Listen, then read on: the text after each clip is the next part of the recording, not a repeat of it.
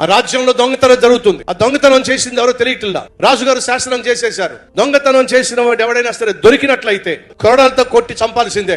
కొన్ని రోజులైన తర్వాత దొంగ దొరికాడు. అతను తీసుకొచ్చి రాజు ఎదుట నిలబెట్టారు. రాజు నోట్లోంచి మాట రాలా. నా ప్రియమైన కొడుకుని తీసుకొచ్చి నా ముందు నిలబెట్టారేమిటయ్యా? మహారాజా, దొంగతనం చేసిన వాడు దొరికితే తీసుకురమ్మన్నారు కదా, మన ఖజానాలో దొంగతనం చేస్తూ దొరికింది మీ అబ్బాయే. ఆ రాజు చెప్పిన మాట ఏంటి తెలుసా? శిక్ష ఖరారు చేస్తున్నా. కొరడాలతో కొట్టే వాళ్ళు వచ్చేసారు. అలా కొరడాలు ఎత్తిన వెంటనే ఆగారు.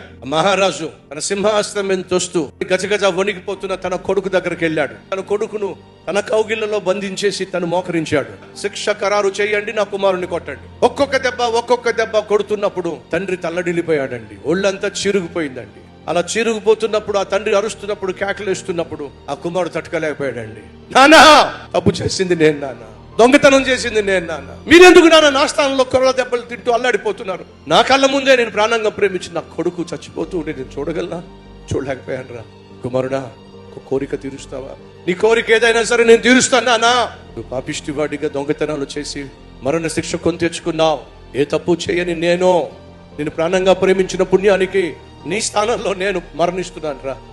ఇక నుంచే నా కుమారుడిగా నా స్థానంలో జీవిస్తానని మాటిస్తావరా?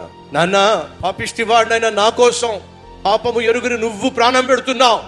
నేను మాటిస్తున్నాను నాన్న, ఇక నుంచి నేను నీలాగే జీవిస్తా. నీ కుమారునిగా నువ్వు గర్వించే విధంగా నేను జీవిస్తాను నాన్న, నీకు మాటిస్తున్నా.